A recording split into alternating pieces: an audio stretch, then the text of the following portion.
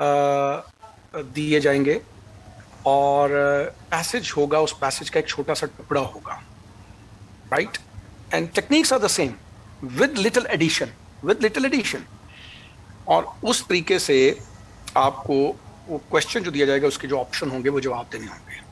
4-5 multiple options होंगे और आपको एक ऑप्शन सिलेक्ट करना होगा। अच्छा, ये आसान क्यों है, या आसान क्यों कह लें, या ये समझ लें कि आपके लिए एक kind of a good Fortune क्यों है? Despite taking the reading comprehension lecture and practice, still students face a lot of problem.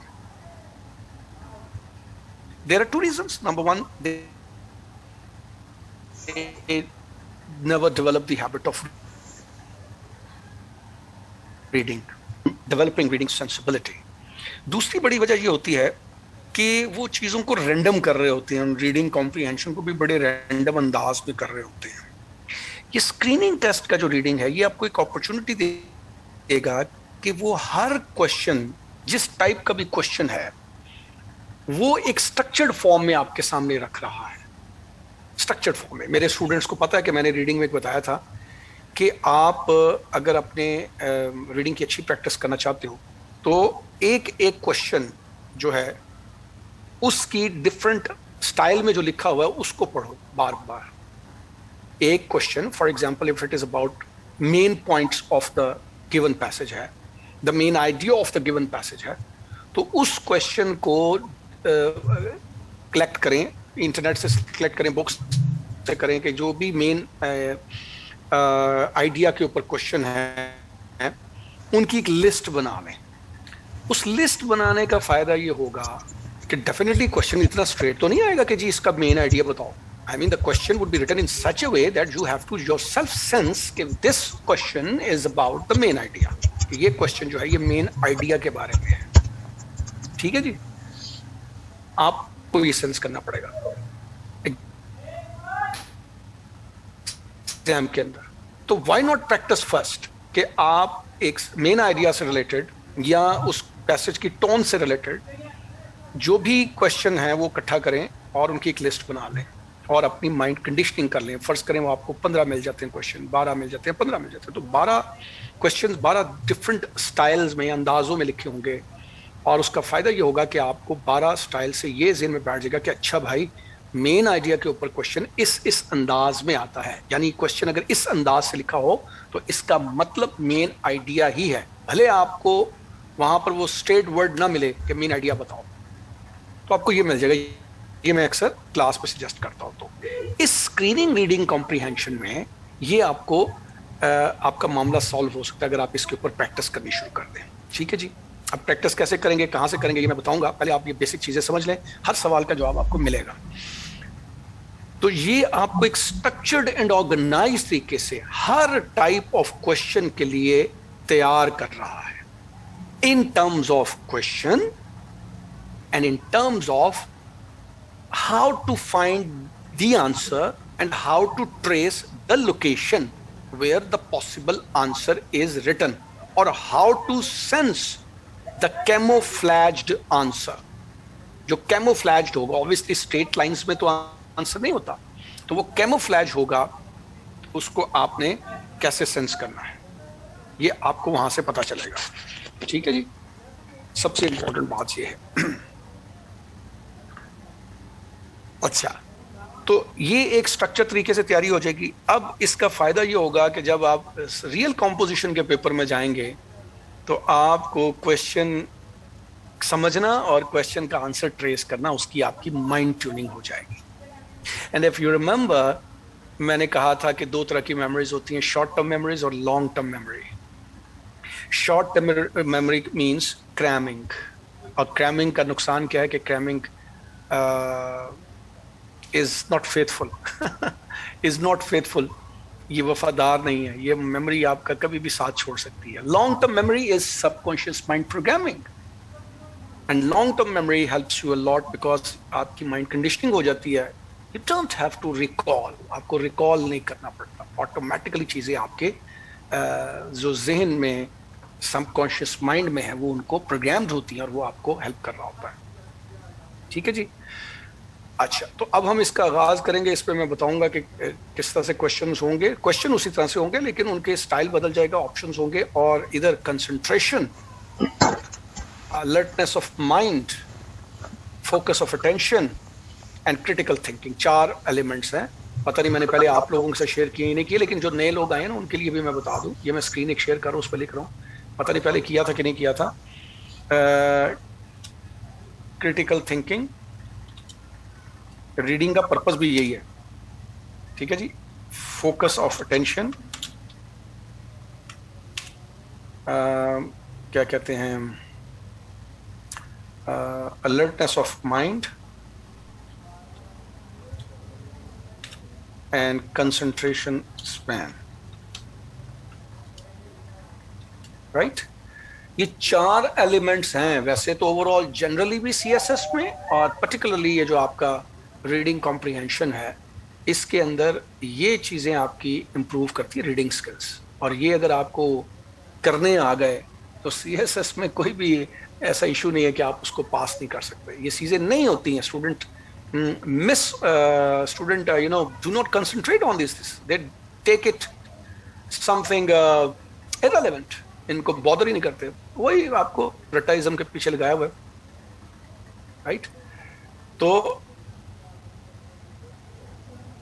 अभी मैं एक सवाल देख रहा हूँ, ऐसी मैंने गलती कर ली कि ये आपका क्वेश्चन आंसर लिखे हुए थे ना, ये जो आपका क्वेश्चन आंसर वाला बॉक्स है उसमें हमने किसी ने मैसेज किया हुआ है, नाम नहीं लूंगा उस बच्चे का, और मैं हैरान हो रहा हूँ। अच्छा, ये बच्चे और हाथ ना खड़ा करो, 2 participants raised hand, 2 participants raised hand, 4 participants raised hand. खुदा दा ना जे हाथ थले रखो, there is no need to raise hands. सुनते जाओ अल्लाह के बंदो, कभी 2 मिनट सब्र के साथ बैठ भी जाया करो, सब्र के साथ बैठ जाओ, बिल्कुल शांति के साथ सवालों बातों को सुनने की कोशिश करो। पहले ही सवाल में दिमाग में सवाल कूदने लग पड़ते हैं।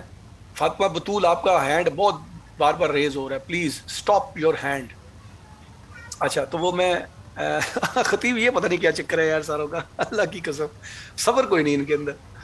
वो मैं सवाल देख रहा हूँ कि अभी मेरा ना, आपने जब ये स्टार्ट किया ना तो पहले से ही एक बच्चे ने सवाल करिए, sir it is necessary to write lengthy sentences in reading comprehension. अब मैं उसका नाम बच्चे का नहीं ले रहा, कोई बंदा पूछे अभी भाई लेक्चर शुरू हुआ है, तो थोड़ा सा मेरे भाई लेक्चर को इजाजत तो दे कि वो आपके दिमाग में चला जाए, वो फिर उसको डाइजेस्ट करना, चबाना पहले उसको, फिर डाइजेस्ट करना, फिर उसके बाद ना समझे, फिर ये कहीं सवाल पूछ लेना, मिल जाएंगे हम आपको, कहीं ना कहीं मिल ही जाएंगे। But you know, confusion encircle you, fear encircle you and does not allow you to think clearly and to receive first of all information. Your first job is to receive information. I'm here and I'm going to guide you. Don't worry. आप अक्सर सोचते हैं ना जी हम तो रहेंगे पर time नहीं मिलता, सवाल कैसे पूछे, सवाल कैसे पूछे। टू बी वेरी ऑनेस्ट, सवाल जो हैं वो क्या कहते हैं, आपके आंसर हो रहे होते हैं, आप सुन नहीं रहे होते, इसलिए आपको लगता नहीं। वो सारे सवालों के जवाब आपको मिल रहे होते हैं, ठीक है?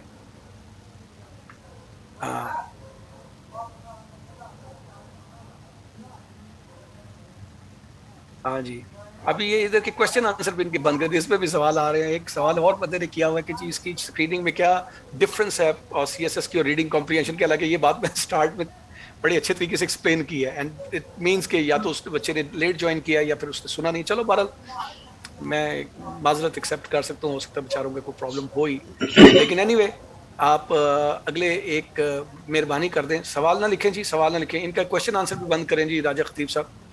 हैं? हाँ जी, गुड लिस्टिंग है सर, सुने। तो आप सिर्फ एक काम कर लें, 1 घंटा सिर्फ खामोशी से बैठ जाएं, ना समझ आए ना फिर बात कर लेंगे, ठीक ना? चलें 1 घंटा सिर्फ अपने आप के साथ कमिटमेंट करें। Here comes meditation. मेडिटेशन ये है वो स्किल जो आपको सिखाता है सुकून से बैठना, वरना आपका माइंड आपको सुकून नहीं लेने देता। कभी बंदा टांगे हिला रहा होता है, कभी हाथ हिला रहा होता है, कभी पेंसिल हिला रहा होता है, कभी मुंह में कोई चीज चिबा रहा होता है, ठीक है ना? इसलिए जरा प्लीज इनके क्वेश्चन आंसर बंद करें जी, मैं अब इसको बंद कर रहा हूँ, मैं इससे बात करने जा रहा हूँ। अच्छा, 4 things are there which is the basic objective of the reading, ताकि आपकी पैदा, और इस स्क्रीनिंग से आपके अंदर ये पैदा होगी कि आप अलर्टनेस ऑफ माइंड के साथ, फोकस ऑफ अटेंशन के साथ उस पर्टिकुलर चीज को ढूंढेंगे जिसके बारे में पूछा गया है। तो आपकी ट्रेनिंग हो जाएगी। अगर आप इसकी रीडिंग कॉम्प्रिहेंशन के ऊपर इस पर प्रैक्टिस की ना, तो सीएसएस की जो रीडिंग है, रीडिंग कॉम्प्रिहेंशन कंपोजिशन की है, वो आपकी इंशाल्लाह इससे बहुत अच्छी तैयार हो सकती है। ठीक है कि नहीं? तो उसमें आपको बड़े स्ट्रक्चर तरीके से दिया जाएगा, आपको समझना है।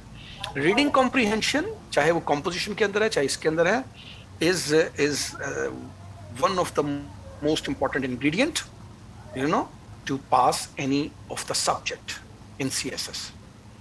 And if you don't develop the habit of comprehending things, comprehend का क्या मतलब होता है, ये मैं आपको स्क्रीन पे दिखाता हूँ, जिनको मैंने बताया वो भी गौर से सुन लें। Comprehend mean grasp mentally. It does not mean understand. Understand, I mean dictionary के अंदर तो मतलब ये लिखा हुआ है, लेकिन ये एक स्मॉल वर्ड है, ये स्मॉल वर्ड है, इसलिए हम अंडरस्टैंड करने के बजाय मिसअंडरस्टैंड करते हैं। You need to understand the real meaning of comprehend. Grasp mentally. Grasp mentally का मतलब यह है कि आपकी तमाम intellectual capacity, full intellectual capacity या तमाम इंटेलेक्चुअल फैकल्टीज इन्वॉल्व है। कौन कौन सी इंटेलेक्चुअल फैकल्टीज हैं? Analysing, evaluating, relating, predicting, deducing, extracting,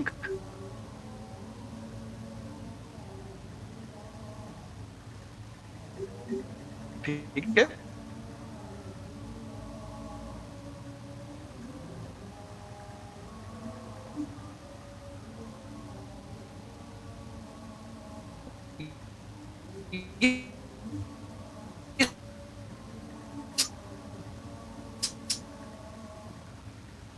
सारी की सारी करें ना, तो करना है, मतलब कहीं आप पढ़ा, राइट?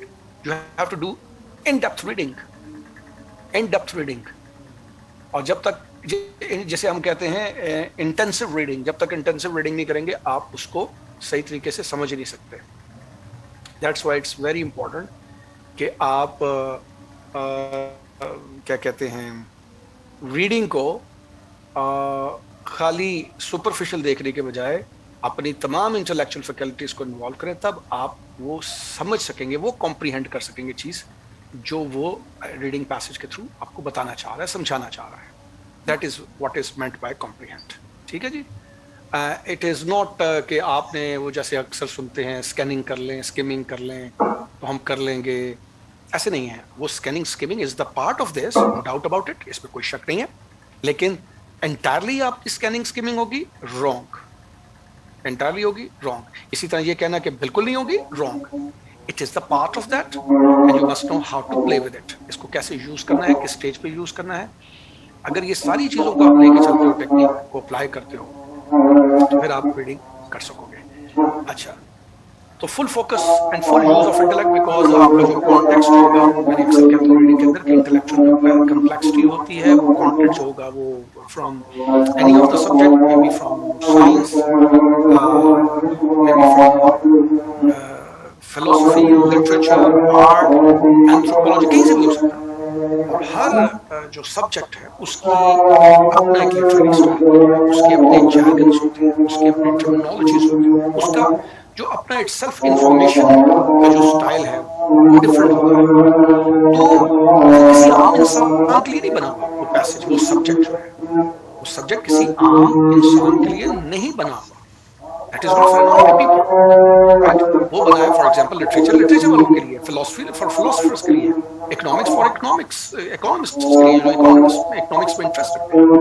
लेकिन वहां से ये पैसेजेस उठा के आपको दे देते हैं in order to see that whether the student who is going for the competitive exam is so much capable that whatever, because he has to deal with the documentations, he has to deal with plenty of information gathered from different resources. I mean, the people who are communicating with them in written communication and documents, they may be from different cultural, academic, linguistic backgrounds. तो जिस तरह की भी information होगी, आपको उस काबिल बनाना है कि आप हर तरह के डॉक्यूमेंट को डिकोड कर सके, उसको सेंस कर सके। आप सेंस कर लेंगे तो फिर आप उससे जो एक्सट्रैक्ट करेंगे उस इंफॉर्मेशन बेसिस के ऊपर या खुद डिसीजन मेकिंग करेंगे या ऊपर जो आपके टॉप मैनेजमेंट बैठी है उसकी डिसीजन मेकिंग के लिए सिंपल अल्फाज में कम्युनिकेशन करेंगे। इसलिए प्रेस सिखाई जाती है, आपको पता ही है, मैंने आपको काफी लोगों को बताया था। ये जो नए हैं उनके लिए मैं कुछ चीजें रिपीट कर रहा हूँ। तो उस कॉम्प्लेक्स इन कंटेंट को जो जिसके लिए आप बेसिकली तैयार नहीं है, आप उसको सेंस करेंगे और डेफिनेटली जिस लिंग्विस्टिक स्टाइल में लिखा हुआ है वो भी कॉम्प्लेक्स है, तो उसके अंदर से उस चीज को सेंस करना, इसके लिए alertness of mind, focus of attention, ये बहुत ज्यादा जरूरी होता है। ठीक है जी। अब आपको ये पता होना चाहिए कि जो क्वेश्चंस होंगे वो किस तरह से होंगे। ठीक है, ये मैंने आपके सामने स्क्रीन पे नजर आ रहा होगा, आई थिंक ये स्क्रीन पे नजर आ रहा है। The author's point of view पूछा जाएगा क्वेश्चन, पैसेज का टुकड़ा दिया जाएगा और कहा जाएगा कि जी ऑथर का जो पॉइंट ऑफ व्यू है या primary purpose of the passage है, right, primary purpose of the passage है, या उसकी जो रिटोरिकल स्ट्रेटजी यानी जिस स्टाइल से उसने लिखा है वो रिटोरिक के किस स्टाइल से वो बताना चाह रहा है उसको आइडेंटिफाई करके वो बताओ इसका पॉइंट ऑफ व्यू क्या है।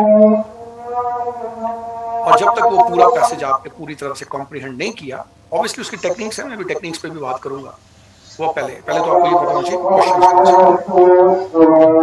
फिर कुछ क्वेश्चन होते हैं, यानी यही टाइप्स हैं, इन्हीं के बीच पे घूमेंगी क्वेश्चंस, और उसके लिए आपने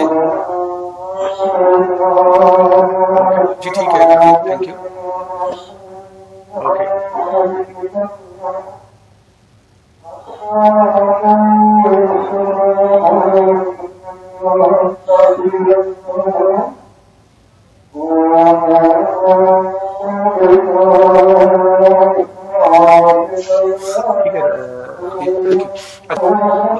सॉरी, मैं बात कर रहा था कि क्वेश्चन जो दिए जाएंगे उन ये इन्हीं टाइप्स के अंदर से आएंगे और उनका ऑब्वियसली स्टाइल बदलेगा। जब आप एक एक टाइप के ऊपर आप प्रैक्टिस कर लेंगे तो आपको खुद ब खुद फैमिलियरिटी हो जाएगी। Specific details in a passage, यानी कुछ डिटेल्स दी होंगी, उसके बारे में कोई क्वेश्चन होगा, राइट। मैं अभी मुझे वो स्लाइड्स नहीं मिली अनफॉर्चुनेटली, मगर मैं चीज लेके तो आपको शो करूंगा, आपको डेमोन्स्ट्रेट करूंगा जरूर एग्जांपल्स के साथ। फिर होंगे क्वेश्चन जो कि लॉजिकल एग्जम्पशंस की बेस पे होंगे on details in the page. इन सब की टाइप्स पे बताने जा रहा हूँ भी आपको, एक मतलब क्वेश्चन की फॉर्म में जरूर बताऊंगा आपको। पैराग्राफ के लिए मैं कोशिश करूंगा कि मुझे वो स्लाइड्स मिल जाए तो मैं वो पैराग्राफ दिखा के उसमें से फिर क्वेश्चंस दिखाऊं। बट फर्स्ट पहले आप बेसिक समझ लें कि वो कुछ क्वेश्चन होंगे जो डिटेल्स मांगेंगे कि जी इस पैसेज के अंदर जो छोटी छोटी डिटेल्स होती हैं, छोटी छोटी बातें होती हैं जिनको नॉर्मली जब एक बंदा रीड करता है तो कोई इग्नोर करता है, तो उनके बारे में, स्मॉल डिटेल्स के बारे में स्पेसिफिक इंफॉर्मेशन मांगेगा आपसे। अभी मैं क्वेश्चन शो करूंगा, डेमोन्स्ट्रेशन दूंगा। फिर logical assumptions based on the details in the passage, questions होंगे जो कि अजम्पशंस के बेस पे होंगे, इम्प्लाइड मीनिंग्स की बेस पे होंगे। फिर होगा figure out what the purpose और इफेक्ट ऑफ अ लाइन और पैराग्राफ, यानी उस पैसेज के अंदर वो लाइन को हाईलाइट कर देगा, उस पैसेज के अंदर किसी एक छोटे से पोर्शन को हाईलाइट करेगा और वो कहेगा कि जी इसका इफेक्ट बताओ, इसका पर्पस बताओ, कि इस पूरे कॉन्टेक्स्ट के अंदर, जैसे कॉम्प्रिहेंशन में आपने पढ़ा है, पैसे होंगे डिफरेंट नहीं होंगे। फर्क क्या होगा कि वहां पर आपको खुद से सर्च करना पड़ता है आंसर, ठीक है। यहां पर in the form of options, जो 5-6 ऑप्शंस हैं उनकी फॉर्म में एक गाइडेंस मिल रही है। I mean it does not mean it has become so easy, it has not become so easy, but compare to जिसमें आपको खुद एफर्ट करनी पड़ती है और उसमें तो दिस वन जिसमें आपको ऑलरेडी ऑप्शन देगी, कम से कम आसान जरूर हो गया है। फिर मैं रिपीट करूंगा, it does not mean it has become so easy, it has become easy but not so easy. Become easy के मतलब सिर्फ ये है कि इसमें आपको वो एफर्ट नहीं करनी पड़ेगी जिसमें आपको खुद से ही सारा जवाब तलाश करना है, आपको ऑप्शंस की सूरत में गाइडलाइन मिल रही है, ठीक है जी। और इजी क्यों नहीं है, ये किस सेंस में मैं कह रहा हूँ, इजी इसलिए नहीं है कि डेफिनेटली इस पे एक तो टाइम रिस्ट्रिक्शंस होती हैं और लाइन स्ट्रेट तो होती नहीं, जवाब स्ट्रेट नहीं होते, तो इसलिए थोड़ा सा ये होगा। इसी तरह डेफिनेशन ऑफ अ वर्ड, जिस कॉन्टेक्स्ट में वर्ड यूज किया गया है बिल्कुल उसी तरह से होगा। ऑथर्स की टोन के बारे में ये सारी चीजें मैं कॉम्प्रिहेंशन में बता चुका हूँ, आपके भी टीचर्स ने बताई होगी जो लोग मेरे साथ दूसरे बैचेस के हैं। But these are the questions जो अब देखिए मेंटली तौर पर पता है, तैयार हो जाएंगे, आपको ये पता चल गया कि अच्छा यार टोन के ऊपर क्वेश्चंस होते हैं। सो टोन से रिलेटेड तमाम जो क्वेश्चन आपको इंटरनेट पे इवन सैंपल्स मिले आप उठा लें पैसेजेस के, ठीक है जी। आप उसमें देख सकते हैं जीएल की रीडिंग्स के ऊपर प्रैक्टिस कर सकते हैं आप, टॉफल खासतौर पर टॉफल के अंदर उनकी रीडिंग्स के ऊपर प्रैक्टिस कर सकते हैं आप, आइल्स की रीडिंग जो है वो बड़ी अच्छी होती है, उनके ऊपर प्रैक्टिस कर सकते हैं, पैसेजेस मिल सकते हैं, मैं उस पर बताऊंगा। इसी तरह से क्वेश्चन होता है जिस जैसे उसमें आता है आइल्स के अंदर आता है कि स्टेटमेंट्स की एक्यूरेसी के ट्रू है, फॉल्स है, नॉट गिवन है, तो इस तरह से क्वेश्चन होगा। तो वो कुछ स्टेटमेंट दी होगी, वो बताएगा कि ये ट्रू है, ये फॉल्स है, ये नॉट गिवन, इस फॉर्म में दे सकता है, या वो ऊपर स्टेटमेंट लिखी होगी और उसके नीचे ऑप्शंस की फॉर्म में लिख के बताएगा कि इसमें से जो ट्रू इससे मैच करती इंफॉर्मेशन है वो निकालें। तो इस किस्म की वो आपको कोई इंस्ट्रक्शंस देगा। लेट्स सी द क्वेश्चन, आपको भी पता चल जाएगा। ये देखो, ये है question about primary purpose. The primary purpose of the passage is to, ये आपके सामने क्वेश्चन सैंपल रखा हूं, ठीक है। Discuss the assumptions and reasoning behind a theory। ये मेरे सामने, आपके सामने मैं कोई रीडिंग पैसेज नहीं रख रहा, राइट, लेकिन अगर आप इसके गौर करें ना तो थ्योरी, एक्सपेरिमेंट, ये चारों ऑप्शन पे गौर करें, थ्योरी, एक्सपेरिमेंट, मेथड, इससे पता चल रहा है कि कुछ साइंटिफिक पैसेज है, ठीक है ना। अभी सिर्फ फिलहाल आप क्वेश्चंस को समझ रहे हैं, पैसेज सामने नहीं।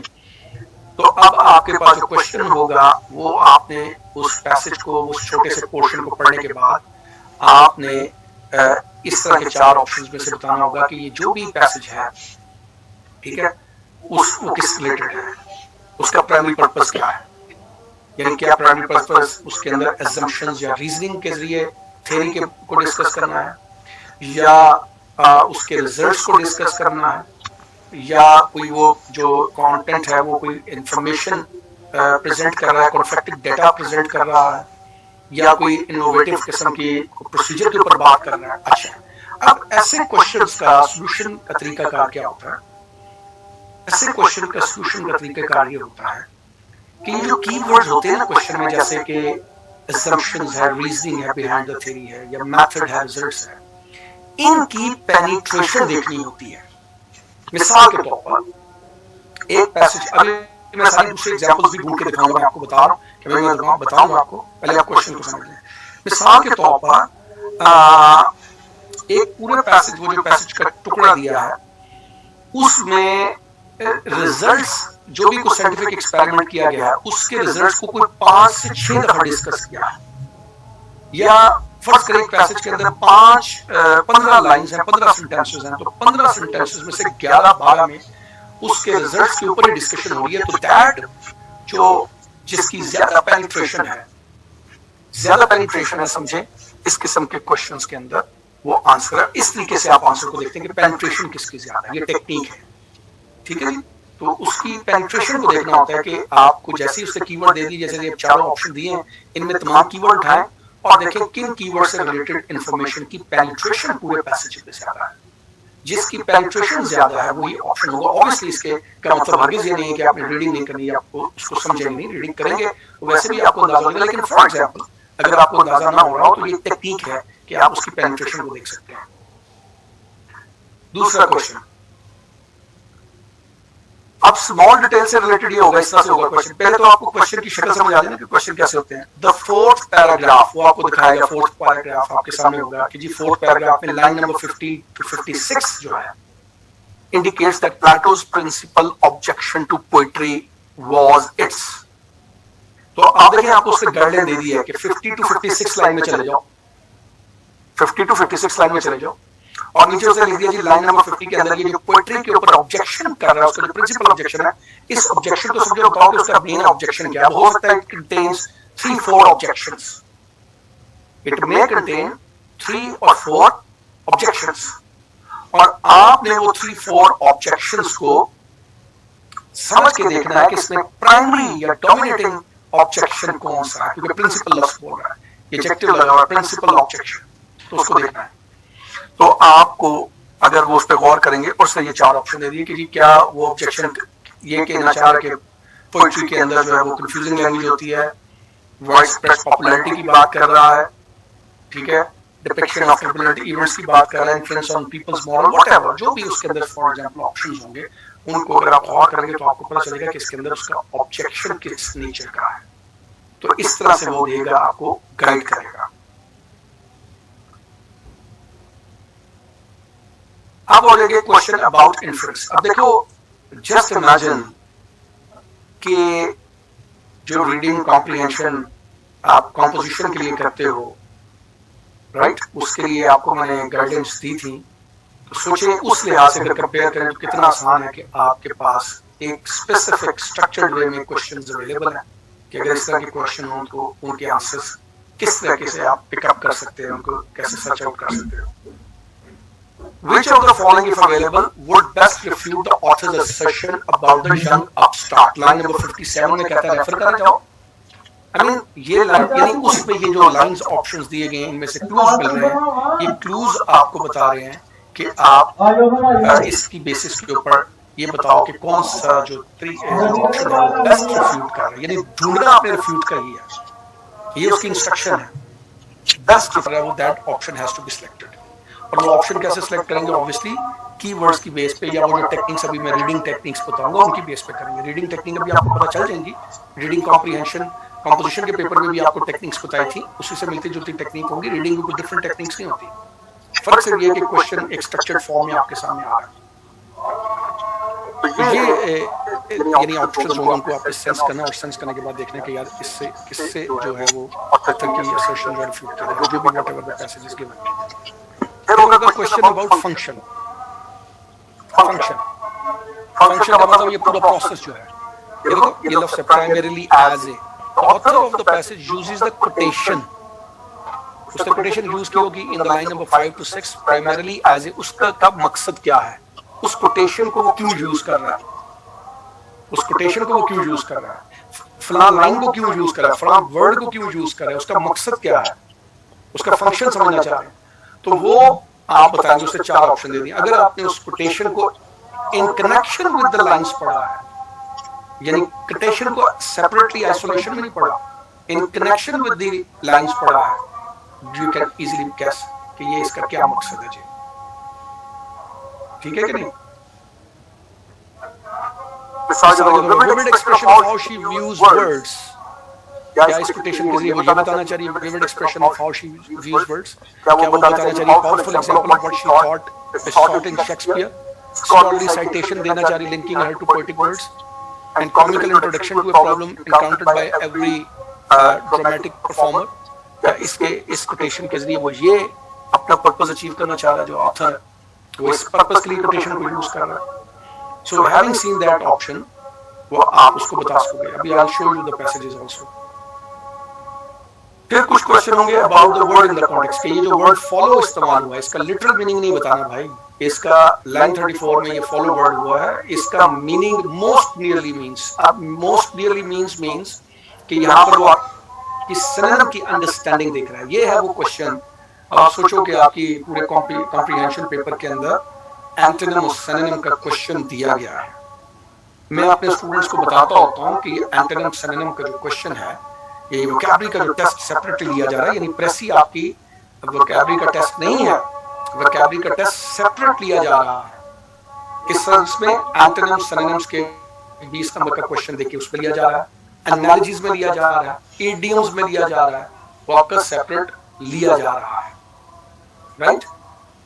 तो वो जो एंटोनिम और सिनोनिम्स का जो टेस्ट लिया जाता है वो क्यों लिया जाता है? बिकॉज दे अंडरस्टैंड कि स्टूडेंट डिक्शनरी को कंसल्ट नहीं करता, स्टूडेंट डिक्शनरी को सिर्फ देखता है, उसमें से मीनिंग जैसी उसको तर्जमा उसके मतलब का मतलब मीनिंग मिलता है, वर्ड मिलता है, उसको उठा लेता है बगैर सोचे समझे कि वो जो वर्ड उसने एज ए मीनिंग के तौर पर उठाया या सिनोनिम के तौर पर उठाया उसका एग्जैक्ट कॉन्टेक्स्ट क्या है। एक वर्ड है ट्राई, उसका सिनोनिम एफर्ट भी है, स्ट्रगल भी है, एंडेवर भी है, स्ट्राइव भी है, राइट। ये सारे वर्ड्स हैं, लेकिन ये तमाम के तमाम वर्ड्स जो हैं ये they have got different context.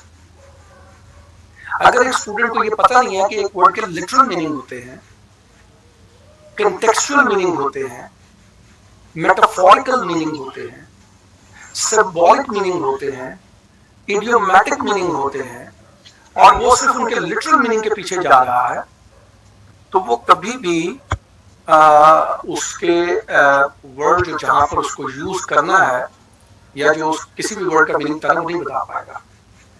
तो ये देखो कितना करीब है उस लफ्ज का, most nearly, I mean not nearly, not nearly, not just the having the same meaning but most nearly।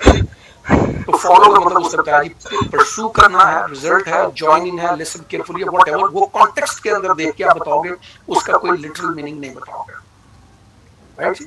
ये भी बात समझ आ गई होगी वोकैबुलरी से रिलेटेड। इसी तरह से होगा क्वेश्चन होंगे एक्यूरेसी के बारे में। मिसाल के तौर पर जी, scientists are using a technique from electronics to control specific plant properties.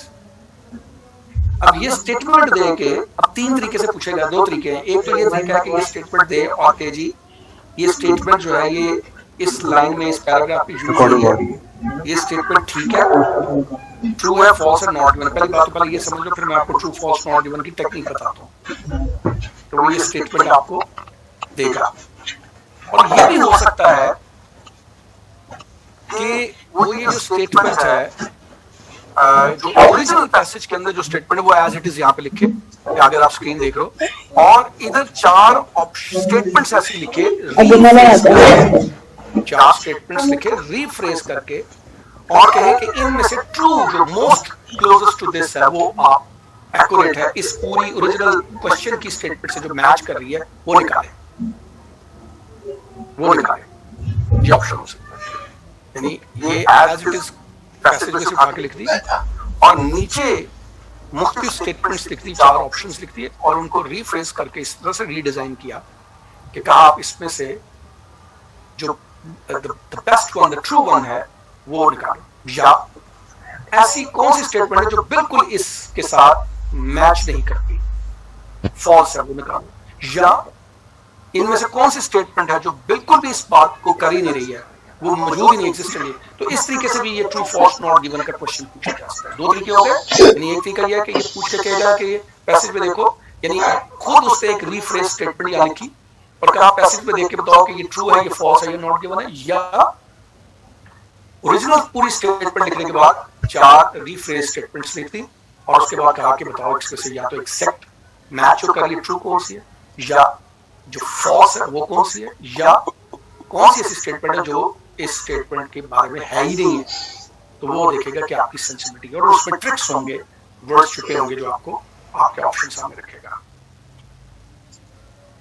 अब स्ट्रेटजीज क्या हैं, ये मैंने रीडिंग कॉम्प्रिहेंशन में बताई थी। ये SQ3R is very very important technique reading comprehension के लिए। जब आपको पैसेज दिया जाता है तो सवाल एक आता है, अब ये ज़हन में रखना है कि आप लोग सारे रीडिंग कॉम्प्रिहेंशन चाहे मुझसे पढ़ा है, चाहे आपने किसी और टीचर से पढ़ा है, आप पढ़ के आए हो, आप अटेंड करके आए हो, इसलिए बहुत सी चीजों को मैं यहाँ पर इंटेंशनली स्किप करता हूँ।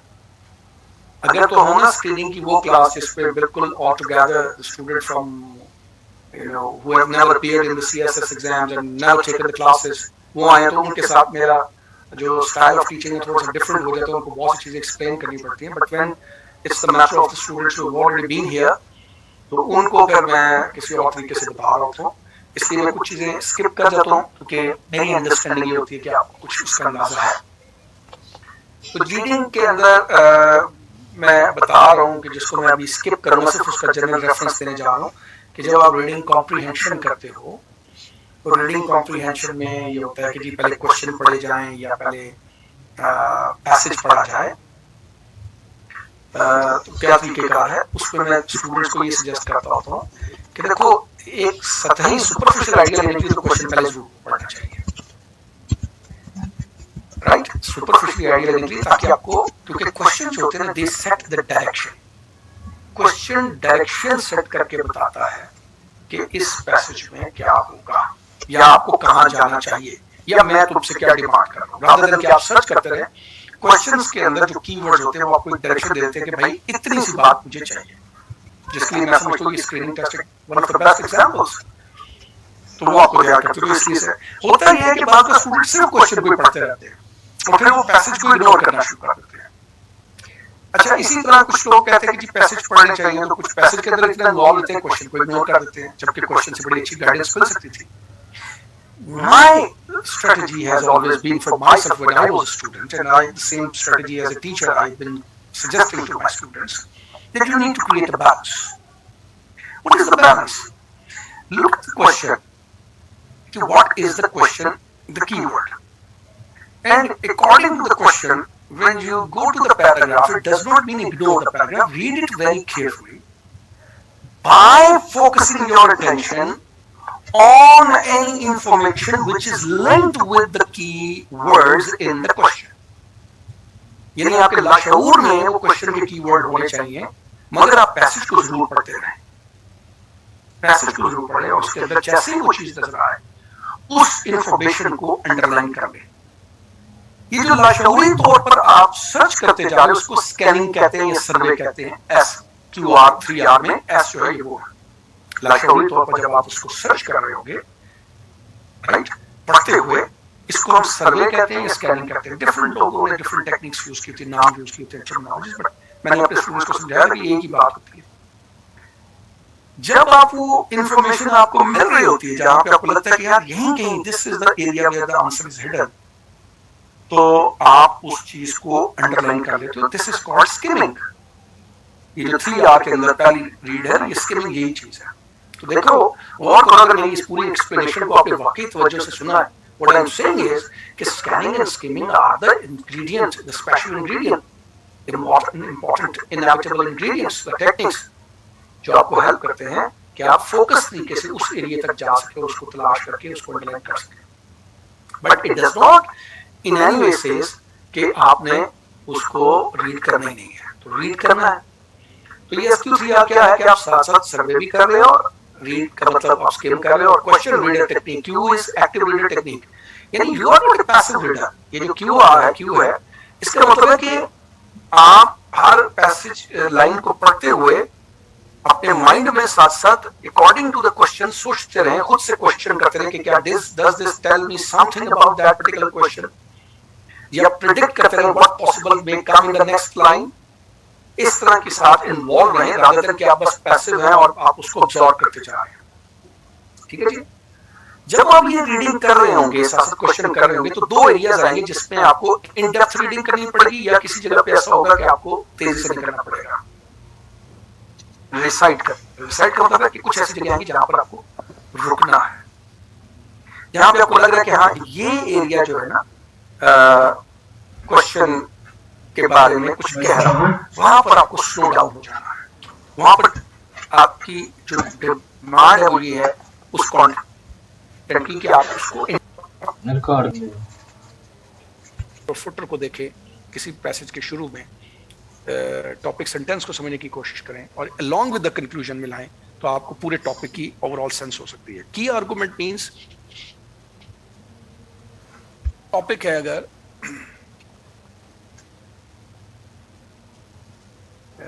किसके ऊपर जी आ जाएगा,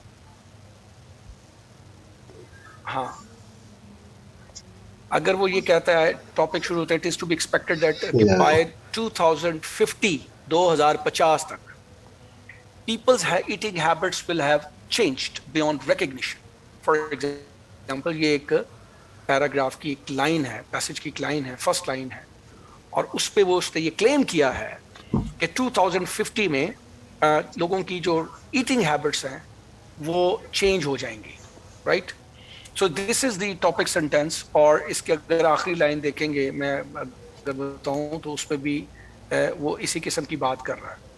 अब वो जो की आर्गुमेंट देगा, तो वो की आर्गुमेंट कैसे देगा कि वो बताएगा कि पॉपुलेशन का साइज बढ़ रहा है, फॉर एग्जांपल, दूसरे साइंटिफिक मेथड्स यूज किए जा रहे हैं प्रोडक्शन के लिए, वो प्रोडक्शन जो है वो ऑलरेडी कम होती जा रही है, राइट।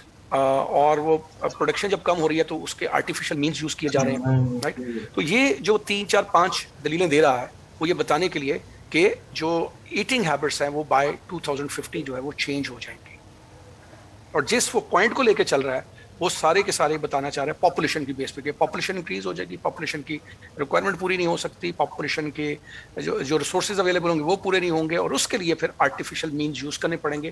तो ये इज द की आर्गुमेंट। इस की आर्गुमेंट के ऊपर वो उस पैसेज को, अपने थीसिस को वो प्रूव कर रहा है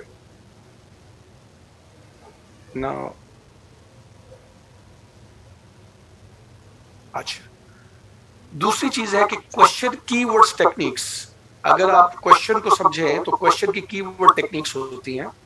WH यानी जितनी भी ये टेक्निक है उसमें मैंने रीडिंग कॉम्प्रिहेंशन के अंदर बताया था कि क्वेश्चन को समझना है आपने कि व्हाट, व्हाई, व्हेन,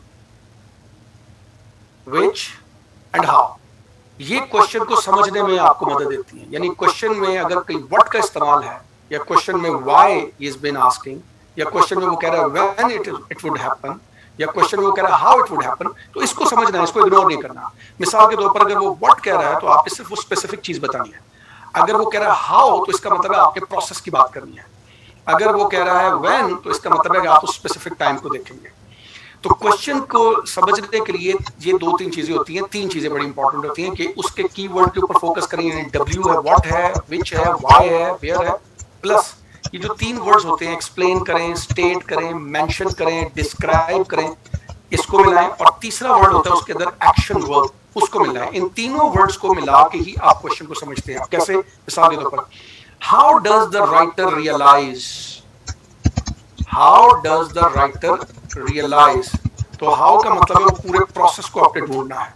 और किस प्रोसेस को ढूंढना है? जिससे आपको पता चलेगा कि वो रियलाइज कर रहा है, वो रियलाइज कर रहा है। सो जितना सवाल पूछा गया है उतना ही जवाब आपको देना होता है। So the first thing is कि पहले पैसेज को समझा जाए। पैसेज को समझने के लिए आप उसके टॉपिक को समझें, उसके की आर्गुमेंट को समझें और उसकी टोन को समझें। और क्वेश्चन के जरिए क्वेश्चन टेक्निक्स कौन सी हैं कि जो W और H दिए गए हैं, what, which, when, why, how, इसको प्लस जो एक्शन वर्ब यूज किया गया है जैसे कि रियलाइज, प्लस वो जो वर्ड है explain, state, mention for example, इस तरह के वर्ड्स हुए हैं, इससे पता चलेगा कि क्वेश्चन एग्जैक्टली क्या है और उसका जवाब कहां पे बनता है। मिसाल के तौर पर अगर वो 4 ऑप्शंस दिए गए हैं तो आपका कॉम्बिनेशन अगर आप सही समझ गए हो कि एक्सप्लेन, यहाँ पर वो स्टेट पूछ रहा है, या वहाँ पे इलस्ट्रेट कह रहा है, या यहाँ पर वो कह रहा है कि what is the main purpose of this, तो उसके पर्पस, व्हाट और मेन, ये 3 वर्ड्स मिलाएंगे तो आपको पता चलेगा कि मुझे सिर्फ मेन पर्पस के ऊपर फोकस करना है और पर्पस का सिर्फ नाम बताना है, उसकी छोटी सी एक्सप्लेनेशन देनी है। ये एक रीडिंग कॉम्प्रिहेंशन की एक बेस्ट टेक्निक है जो यहाँ पर भी आपको डेफिनेटली हेल्प करेगी। तीसरी चीज है एलिमिनेशन ऑफ रॉन्ग चॉइसेस। सबसे पहले आप क्वेश्चन के अंदर जो ऑप्शंस दिए जाते हैं, 4 ऑप्शंस दिए जाएंगे, मैं भी आपको वो पैसेज भी दिखाऊंगा ताकि आपके साथ के लिए आसान हो जाए। वैसे जो LMS पे पोर्टल पे आएंगे उस क्वेश्चन से आपको अंदाजा हो जाएगा अगर आप ये टेक्निक अप्लाई करेंगे। 4 ऑप्शन जब दिए जाएं तो सबसे पहले तो 1 या 2 ऑप्शन वो निकालें जो रॉन्ग हैं, जो आपको लग रहा है। ये भी एक टेक्निक है क्वेश्चन को सॉल्व करने की। ये तमाम की तमाम टेक्निक्स हैं क्वेश्चन को सॉल्व करने की। यानी सबसे पहले बजाय इसके कि आप आंसर ढूंढें, सब आप वो निकालें ऑप्शन जो ऑप्शन है ही नहीं है, वो ऑप्शन जो है ही नहीं है। अच्छा, वो ऑप्शन कैसे पता चलेगा वो ऑप्शन है नहीं है? उसमें जो पैसेज के जो कीवर्ड हैं, उनके जो अंदर वर्ड्स दिए गए हैं, उनकी वो पेनिट्रेशन आपको ओरिजिनल पैसेजेस में नहीं मिले। उसके अंदर जो कीवर्ड्स लगाए गए हैं उन पैसेजेस की पेनिट्रेशन आपको पैसेजेस के अंदर नहीं मिलेगी। जैसे मैंने अभी पीछे दिखाया था, मैं पीछे चलता हूं दोबारा से। या ये this is the first question. यानी ये जो असम्पशन लफ्ज आ रहा है, ये रीजनिंग का लफ्ज आ रहा है, पैसेज के अंदर आपको इन वर्ड्स के रिलेटेड कोई भी पेनिट्रेशन नजर नहीं आएगी, बिल्कुल भी नजर नहीं आएगी। राइट? या अगर बिल्कुल स्लाइड सी पेनिट्रेशन उसके अंदर नजर आएगी, पेनिट्रेशन नजर नहीं आएगी इससे रिलेटेड किसी भी किस्म की। अगर वो पेनिट्रेशन नजर नहीं आ रही तो ऑप्शन नहीं है। तो सबसे पहले तो आपको वो 2 या 3 ऑप्शंस, नॉर्मली 2 ऑप्शंस ऐसे होते हैं जो बिल्कुल भी वो पैसेज के अंदर होते नहीं है, उनको पहले आपने निकालना होता है। रह जाते हैं फिर 2 ऑप्शन। उन 2 ऑप्शंस के दरमियान एक बड़ा खास किस्म का टाई बनता है और दैट इज द पॉइंट जो कि सेंसिटिव है, जहां पर आपको देखना है कि जो ऑप्शन आप सिलेक्ट करने जा रहे हैं उसके तमाम कीवर्ड्स बाय ऑल मींस उसके अंदर मौजूद हैं। तमाम ऑप्शंस बाय ऑल मींस उसके अंदर मौजूद हैं, वो वहां पर मौजूद होने चाहिए। उसकी पेनिट्रेशन, उसकी एक्सप्लेनेशन, उनकी डिटेल्स, एग्जैक्ट वर्ड्स नहीं होंगे वो, आई मीन दीज असम्पशंस और रीजनिंग लफ्ज वहां पे यूज नहीं होंगे। राइट? वो जैसे अब ये कॉन्फ्लिक्ट डाटा है, कॉन्फ्लिक्टिंग डाटा लफ्ज लिखा हुआ है तीसरे ऑप्शन में, अगर आप देखो कॉन्फ्लिक्टिंग डाटा, तो आपको डाटा जो है वो कॉन्फ्लिक्ट करता हुआ नजर आए। जिसकी सबसे ज्यादा पेनिट्रेशन है, तमाम कीवर्ड्स की पेनिट्रेशन है, वो ऑप्शन जो है वो आपको सिलेक्ट करना होगा। This is what it means.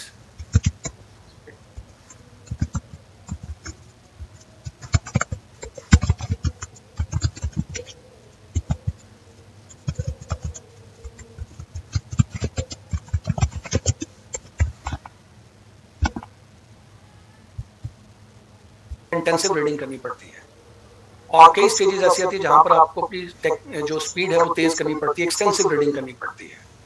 सो वो कुछ एरियाज होते हैं जहां पर आपको अपनी वहां पर उसके दरमियान बैलेंस करना है, यानी ना ही आपको स्पीड रीडिंग करनी है ना ही आपको स्लो डाउन होना है। आपको अपनी पेस को स्लो डाउन करना है जहां पर आपको लगता है कि ये कंटेंट जो है दैट इज कॉम्प्लिकेटेड। मिसाल के तौर पर सेंटेंस लेंथी है, सेंटेंस में पंक्चुएशन ज्यादा यूज हुई है, सेंटेंस बड़ा इंट्रिकेट किस्म का है, या सेंटेंस के अंदर अनफेमिलियर वर्ड्स हैं, उन जगहों पर आपको हमेशा अपनी स्लो पेस जो है वो स्लो करनी है, उसको समझने की कोशिश करनी है, तभी वो ऑप्शन समझ सकेंगे बोथ केसेस में, यानी रीडिंग कॉम्प्रीहेंशन पैसेज के अंदर भी और क्वेश्चन के अंदर भी, वहां पर आपको स्पीड स्लो करनी है। इसी तरह पैसेज के अंदर कुछ ऐसी चीजें होंगी जहां पर आप अपनी स्पीड तेज कर सकते हैं, यानी आपको जरूरत नहीं है कि उसके दरमियान अपना टाइम जाया करें। वो कैसे होंगे जहां पर कोई इलस्ट्रेशंस हैं या कोई एग्जांपल्स हैं जो कि पिछली ही किसी बात को एक्सप्लेन कर रहे हैं। अगर आपको पिछली बात समझ आ गई है, there is no need to stay there, वहां पर आपको स्टे करने की जरूरत नहीं है। ठीक है जी। अब ये जो इस पे जो टेक्निक है दूसरी कि कॉन्टेक्स्ट से कैसे गेस करना है, गेसिंग फ्रॉम द कॉन्टेक्स्ट, इस पे मैं कुछ चीजें आपको लिखवाना चाहूंगा। आई वुड लाइक कि आप उसको लिखो, लिखेंगे आप, ये लिख लीजिएगा। मैं स्लो स्लो बोलूंगा, मैं लिखवाना चाह रहा हूं क्योंकि मेरे पास इसका वो स्लाइड मौजूद नहीं है। तो पहले तो ये समझ लेंगे कॉन्टेक्सचुअल गेसिंग क्या होती है। ठीक है, कंटेक्सचुअल गेसिंग का मतलब होता है कि जो भी कंटेक्सचुअल क्लूज मिले गए हैं, दो तरह के क्लूज होते हैं, या लिंग्विस्टिक क्लूज होंगे या सिचुएशनल क्लूज होंगे।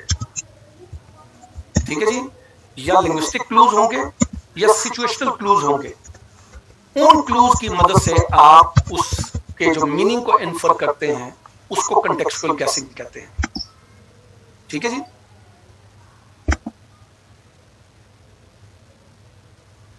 मैं स्लो बोल रहा हूं ताकि आप लिख लें, मैं पेस जो है वो अपनी स्लो करता जाऊंगा ताकि आप चीजों को लिख लें।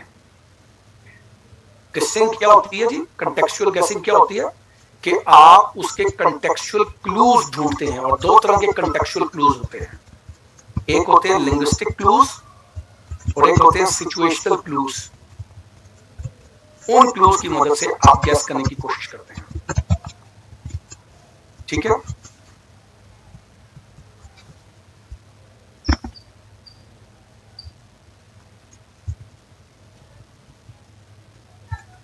मैं अभी स्लो स्लो बोल रहा हूं, बताता हूं, आप लोग हाथ ना खड़ा करें, मुझे पता है मैं खुद स्लो बोल रहा हूं ताकि आप नोट करें। अच्छा, अब आ जाते हैं लिंग्विस्टिक कॉन्टेक्स्ट क्या होता है, लिंग्विस्टिक क्लूज जो है वो कैसे पता चलेंगे। ये दोनों के बारे में बता रहा हूं, लिंग्विस्टिक क्लूज या कॉन्टेक्स्ट या सिचुएशनल कॉन्टेक्स्ट, क्या जहां से आपको क्लूज मिलेंगे। लिंग्विस्टिक क्लूज का मतलब यूज किए गए हैं, उनके क्लूज ढूंढे। मिसाल के तौर पर जो वर्ड मुश्किल यूज किया गया उसके आगे कोई सिनोनिम यूज होगा, या उसी वर्ड से रिलेटेड कोई एंटोनिम यूज होगा, या उसी वर्ड की कोई डेफिनेशन या एक्सप्लेनेशन दी जाएगी। मिसाल के तौर पर एग्जांपल लिखिए, kingfishers are a group of small to medium sized brightly colored birds.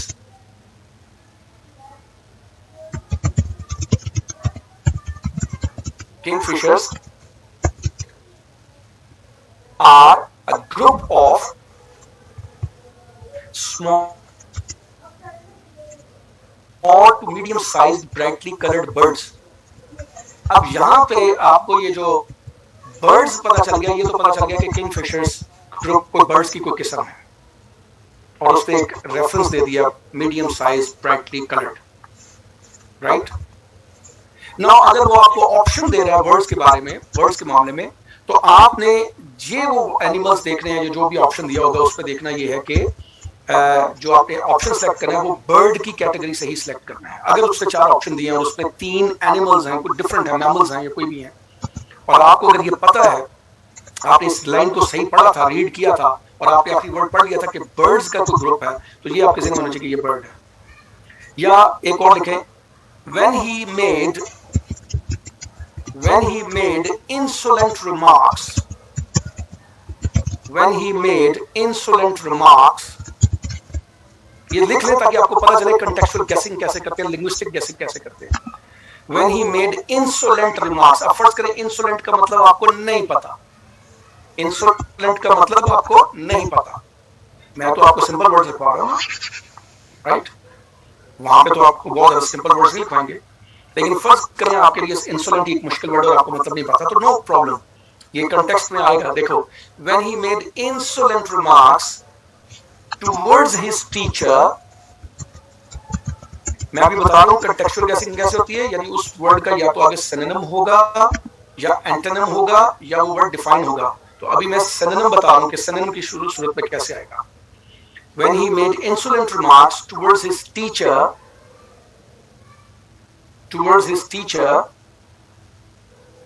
they sent him to the principal for being disrespectful.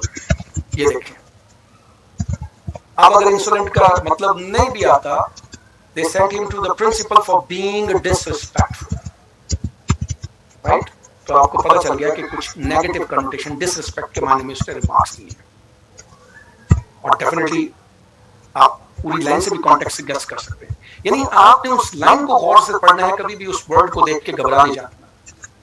किसी भी चीज का जब कॉन्टेक्चुअल गेसिंग होती है तो वर्ड्स के जरिए भी कॉन्टेक्चुअल गेसिंग होती है, या एंटोनिम की फॉर्म में होगा। मिसाल के तौर पर, he loved her so much, he loved her so much for being so kind to him. He loved her so much for being so kind to him.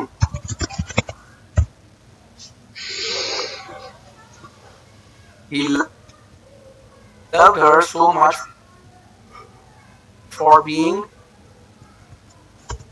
so equally he abhorred her mother. He abhorred her mother. अब first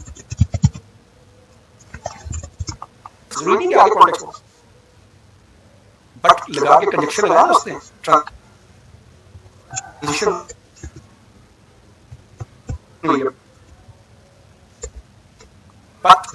भॉर्ड आगे आ रहा है। भॉर्ड का मतलब नहीं आता, भॉर्ड ABHORRED, भॉर्ड का मतलब नहीं आता, तो आपको पता चल इसके कोई एंटोनिम यूज है, सॉरी बट इक्वली ना लिखे, सॉरी बट बाय कंट्रास्ट,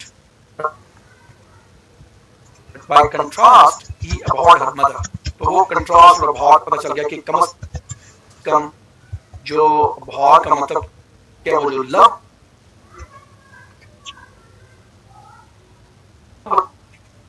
है ना उसका कोई, राइट? तो ये होगी जी लिंग्विस्टिक कह रहे कि वर्ड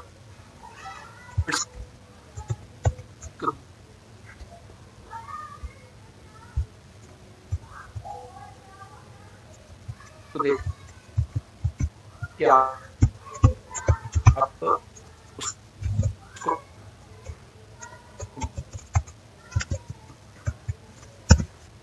क्या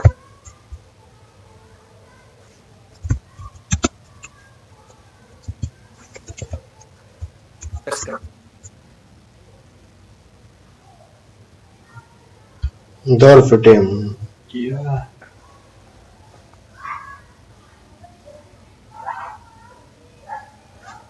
पहले लिख लिया तो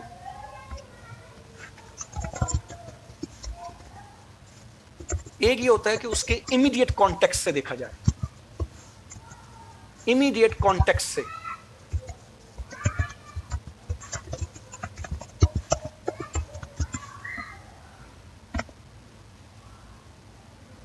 इमीडिएट कॉन्टेक्स्ट से, इमीडिएट कॉन्टेक्स्ट का मतलब ये है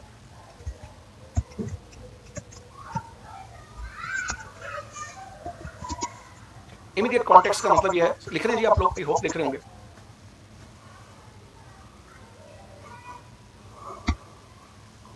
मतलब ये है कि उस जो लाइन जिसके बारे में पूछा जा रहा है ना, जो भी लाइन आप जहां से वो जवाब तलाश करें, उससे पहले वाली और बिल्कुल उसकी जो नेक्स्ट लाइन आ रही है उस लाइन के ऊपर कंसंट्रेट करें। जो उससे बिल्कुल पहले वाली, जो उसके फौरन बाद वाली है, उसको कंसंट्रेट करें, उसको साथ मिला के पढ़ें, तब आप उसको गेस कर सकते हैं।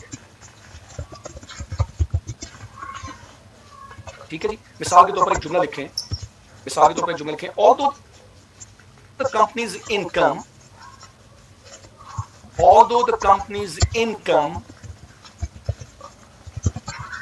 from sales was higher than expected। ये देखते जाना, अभी आप देखें, अभी आपको समझ आ जाएगा। Although the company's income from sales was higher than expected,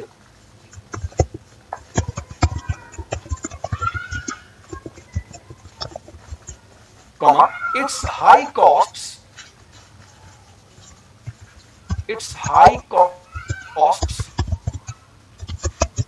in the form of salaries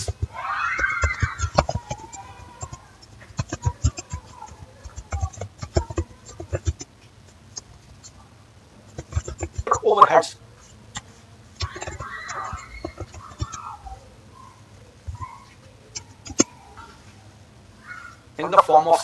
and other overheads put it in a disadvantageous position।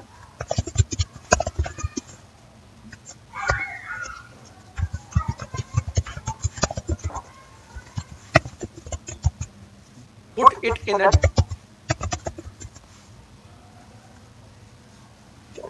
ये यहां पर मैं इमीडिएट कॉन्टेक्स्ट वो डिसएडवांटेजेस जो वर्ड है, इसका जो मीनिंग है कॉन्टेक्चुअल, कॉन्टेक्स्ट के मुताबिक बताना है। ठीक है जी। इसका मीनिंग आप गेस करना चाह रहे हो, आपको फर्ज करें पता भी नहीं है और आप इसका मीनिंग गेस करना चाह रहे हो, वो कह रहे हैं कॉन्टेक्स्ट में बताओ। ठीक है कि नहीं, कॉन्टेक्स्ट में बताओ। ये बड़े गौर से सुनिए बात। उसने आपसे पूछ लिया है फॉर एग्जाम्पल, इस वर्ड का मीनिंग जो है वो कॉन्टेक्स्ट में बताओ, राइट। आप इस पूरी वर्ड का मतलब नहीं पता, आपको इसके सिनोनिम भी नहीं अगर फॉर एग्जाम्पल नजर आ रहे, तो ये सिचुएशन है ना, आप गाइड कैसे करोगे, इसके पूरे कॉन्टेक्स्ट को देखो। सबसे पहले तो ये देख लो कि ये जो वर्ड है डिसएडवांटेजेस, अगर आपको इसका मीनिंग लेना है तो ये क्या है, ये पोजीशन से पहले आ रहा है, पोजीशन से पहले आ रहा है। पोजीशन इज अ नाउन, तो ये पहली बात ये कि एडजेक्टिव है, प्रॉबली एडजेक्टिव है, राइट। दूसरा आप इसको देखोगे कि इसके फर्स्ट करें बिल्कुल भी आपको नहीं पता, इस वर्ड का पता ही नहीं है और इस पूरे कॉन्टेक्स्ट में बताना है, तो इसके जो इसको हम देखेंगे कि ये कोई नेगेटिव है या पॉजिटिव है, तो उसको हम कैसे करेंगे। आप देखिए, ऑल्दो का लफ्ज लिखा, although the company's income from sale was higher. Yes, although लिखा है, इसका मतलब है कि रेफर ये कर रहा है कि ऑल्दो ये है, बट इसका कोई ऑपोजिट बताने चाह रहे हैं, और ऑपोजिट उसने बताया कि it's cost, high cost of the salaries जो है, ये कॉस्ट की फॉर्म में बता रहा है, हाई कॉस्ट का लफ्ज यूज किया गया, यानी उसके बिल्कुल ऑपोजिट जाके सेल्स से जो कॉस्ट है वो ज्यादा हो गई है, तो नेगेटिव हो गया, मजीद उसको रीइंफोर्स कर रहा है। ठीक है जी। दूसरा जो लफ्ज मैंने बताया कि शुरू में लफ्ज यूज हुआ है ऑल्दो, तो ये जो 3, 4, 5 वर्ड्स हैं, ऑल्दो का लफ्ज आ गया, हाई कॉस्ट जो कि उसके कंट्रास्ट में आ रही है, जो कि सेल्स के फॉर्म में आ रही है, सेल्स ज्यादा थी, ऑल्दो सेल्स हायर थी, लेकिन इट्स कॉस्ट, इसका मतलब है उसकी तरफ रेफर कर रहा है। ये वो वर्ड्स हैं जो आपको ये बताना चाहेंगे कि वो जो वर्ड है उसका कोई नेगेटिव मीनिंग है। वंस यू डिटरमिन कि ये नेगेटिव मीनिंग है, तो आप जितने भी ऑप्शंस होंगे उनमें आप देखेंगे कि कौन सा वर्ड है जो एक्सट्रीमली नेगेटिव के बारे में बता रहा है, तो वो ऑप्शन आप सिलेक्ट कर सकते हैं। यही टेक्निक आप वर्ड के लिए इस्तेमाल करेंगे, यही टेक्निक आप किसी लाइन के बारे में अप्लाई करेंगे कि जो एक इमीडिएट कॉन्टेक्स्ट, यानी जो करीब करीब आगे पीछे वर्ड्स होंगे या आगे पीछे लाइंस होंगी, उनसे आप गेस कर सकते हैं, और गेस करने के बाद वो जो भी ऑप्शन आपको दिए जाएंगे उन ऑप्शंस के ऊपर आप सिलेक्ट करोगे। ठीक है जी। तो इमीडिएट कॉन्टेक्स्ट एक होती है, वाइडर कॉन्टेक्स्ट में जाना, यानी बिल्कुल इमीडिएट कॉन्टेक्स्ट नहीं है बल्कि वाइडर कॉन्टेक्स्ट है। वाइडर कॉन्टेक्स्ट का मतलब ये है कि वो कॉन्टेक्स्ट में थोड़ा आगे जाके कहीं, यानी वो जो लाइन जिसके बारे में पूछ रहा है उसकी एक्सप्लेनेशन या तो आगे चल के उस आइडिया के एंड पे दे दी जा रही हो, या वो जो पोर्शन पूछा जा रहा है वो बिल्कुल एंड पे पूछा जा रहा है, उसकी पूरी एक्सप्लेनेशन पहले दे दी गई है, पीछे पूरी डिटेल आ रही है, इसको वाइडर कॉन्टेक्स्ट कहते हैं। तो उस पूरे आइडिया को आपने गौर से पढ़ना है, उसके तमाम कीवर्ड्स को गौर से पढ़ना है, then you will be able to guess कि इसका मीनिंग क्या हो सकता है।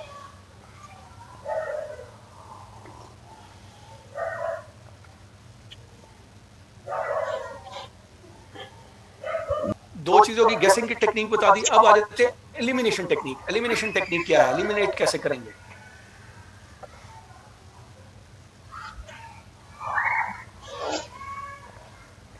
एलिमिनेशन टेक्निक के अंदर याद रखें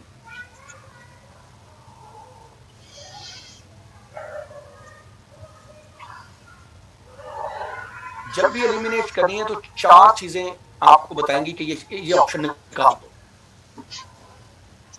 एलिमिनेशन टेक्निक का मतलब है चार ऑप्शंस होंगे, चार तरीके से अगर हो ना तो समझो यानी आपको एलिमिनेट करने में मदद देगी। अगर नंबर वन, अगर वो जो ऑप्शन है वो टू स्पेसिफिक है, टू स्पेसिफिक ऑप्शन है,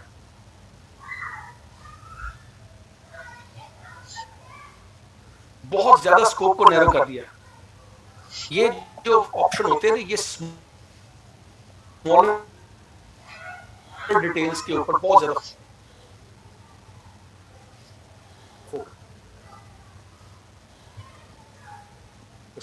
करते हैं, जो रॉन्ग आंसर होते हैं ना, तो पहले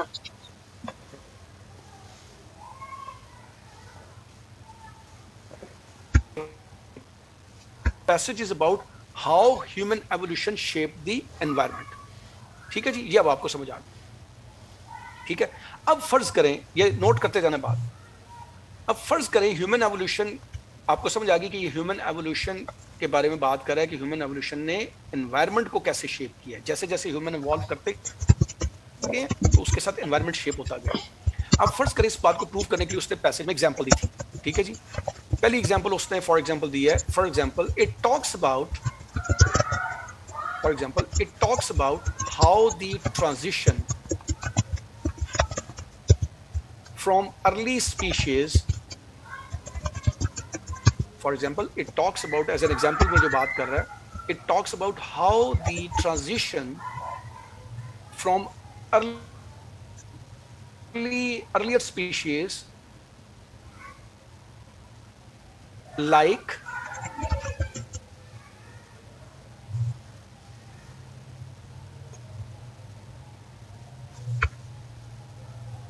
habilis,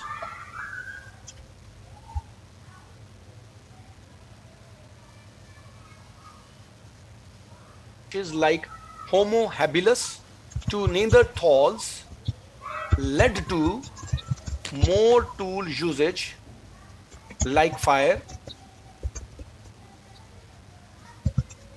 which caused wildfire and shaped the ecology।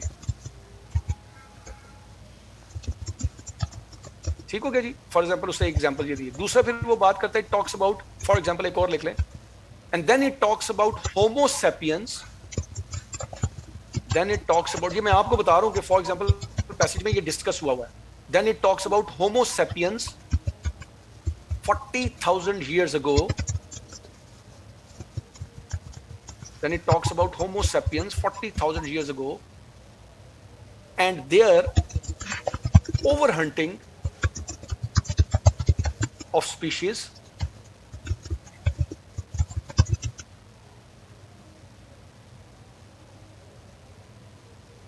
and their overhunting of species that led to extinction, that led to extinction। अब फर्ज करें कि पैसेज जो था वो ह्यूमन एवोल्यूशन के बारे में बात करता है कि ह्यूमन एवोल्यूशन ने कैसे एनवायरनमेंट को शेप दिया, और उसके लिए उसने ये दो तरह की एग्जांपल्स पे डिस्कशन की है। ठीक है जी, समझ आ गई? अब जब ये उसने ऑप्शन दिया, ये जरा समझना एलिमिनेशन टेक्निक्स के अंदर जो मैं चीज बताने जा रहा हूं, तो उसने फॉर एग्जांपल आपसे क्वेश्चन पूछ लिया कि which of the following best describes the main subject of the passage, which of the following best describes the main subject of the passage, और ऑप्शन में वो दे रहा है फॉर एग्जाम्पल अब एक ऑप्शन लिख लें, फॉर एग्जाम्पल कहता है the transition between Homo habilis and Neanderthals, the transition between Homo habilis and Neanderthals. Number 2, the study of evolution. The study of evolution. Number 3, how the environment shaped human evolution.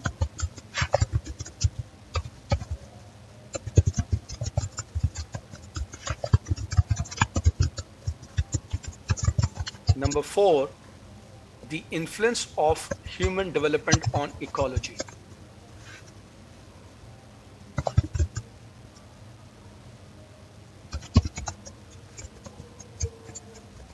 ठीक हो गया जी.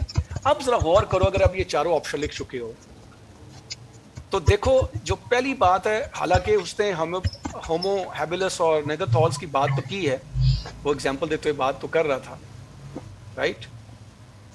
और अगर आपने पूरा passage समझाए तो आप फौरन, अगर एलिमिनेशन टेक्निक नहीं जानते तो आप हो गए यार होमो हैबिलिस का जिक्र आया, और पैसेज को अगर आपने नहीं सही समझा तो होमो हैबिलिस और नीदरथॉल को आप सिलेक्ट कर लोगे. लेकिन अगर आपको पता है तो आप कहेंगे यार होमो हैबिलिस और नीदरथॉल तो सिर्फ एक एग्जांपल के तौर पर डिस्कस हुआ था. Eliminate, because this is too specific. Eliminate.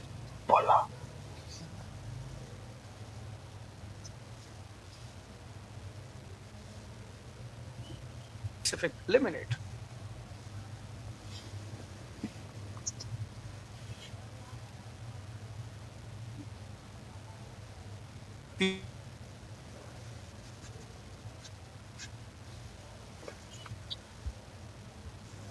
जब आप प्रैक्टिस कर रहे हैं, तो जब आप घर पे प्रैक्टिस कर रहे हैं, एक्सरसाइजेस कर रहे हैं, एग्जाम के जब कोई क्वेश्चन गलत हो तो देखो, तो सबसे पहले टू व्हाट मींस के पहले तो देखो कि क्या गलत हुआ है, व्हाट यू डिड रॉन्ग, गलत क्या किया है, राइट. उसको समझने की कोशिश करो क्या चीज गलत हुई है. यानी आप वर्ड के मीनिंग सही कॉन्टेक्स्ट से गेस नहीं कर सके, आप इन्फ्रेंस वाला सवाल सही नहीं कर सकते, आप मेन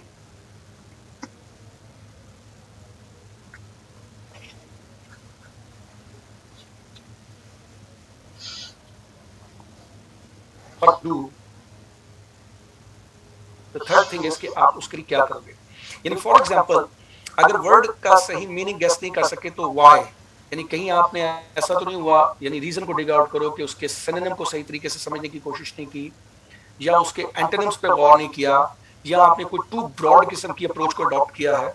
कि आपने उसकी रीजन को डिग आउट करना है और देन उस रीजन को एलिमिनेट करना है. इस तरीके से आपने प्रैक्टिस करनी, तब आपके क्वेश्चंस इंप्रूव होंगे. एक आखिर में टेक्निक बताता हूँ, ये भी आपको चेक हेल्प करेगी कि आप अपने ऑप्शन जो गलत करते हो, जितने भी ऑप्शन आप गलत करते हो, वो उनको ये देखना है कि आप, ये वॉइस टेक्निक इसको कहते हैं, वॉइस टेक्निक कि आप जो प्रॉब्लम जहां पर आपको ज्यादा आ रहा है वो वोकैबुलरी के क्वेश्चन में आ रहा है, वोकैबुलरी को सही कर नहीं सकते, किसी इंफॉर्मेशन को ओवरलुक किया है, किसी चीज को सही आइडेंटिफाई नहीं कर सके, क्वेश्चन के कीवर्ड्स के मुताबिक इंफॉर्मेशन को आइडेंटिफाई नहीं किया, अंडरलाइन नहीं किया था, या एलिमिनेशन टेक्निक्स को सही अप्लाई नहीं किया. यानी ये वो 4-5 टेक्निक्स है जिससे आप जब आप घर पे प्रैक्टिस करोगे तो अपनी रीडिंग इश्यूज को सॉल्व कर सकते हो. यानी जब आप रीडिंग नहीं सही कर सकते किसी क्वेश्चन का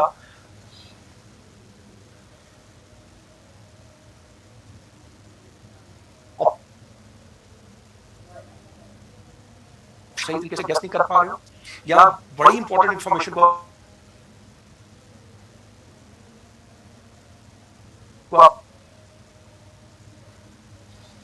एलिमिनेशन टेक्निक है जो आपने अप्लाई की, you need to exactly pinpoint and figure out कि मेरे जो प्रैक्टिस कर रहा हूं इसमें कहां गलती हुई है. दिस विल हेल्प यू कि आप नेक्स्ट टाइम जो भी आप रीडिंग करोगे उस एरिया को इंप्रूव कर सकते हो, वरना वो एरिया इंप्रूव नहीं हो पाएगा. You got the point.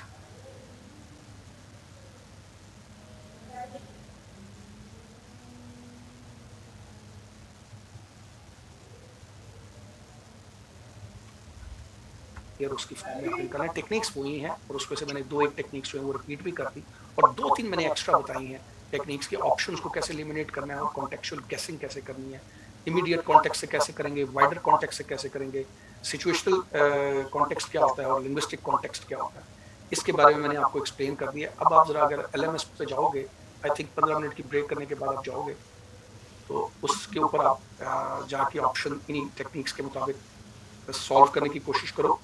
And next जो मेरा लेक्चर होगा वोकैबुलरी पे होगा, उसमें मैं इंशाल्लाह सबसे पहले रीडिंग को ही डिस्कस करूंगा, फिर मैं वोकैबुलरी की टेक्निक्स बताऊंगा कि वोकैबुलरी कैसे तैयार करनी है। इस वक्त बेशक अगर आपकी रीडिंग डिस्कशन नहीं होगी तो कोई हर्ज नहीं है, आप इतनी इंफॉर्मेशन को ज़हन में रखते हुए ऑन द बेसिस ऑफ जो पहले मैंने हमारे रीडिंग कॉम्प्रिहेंशन का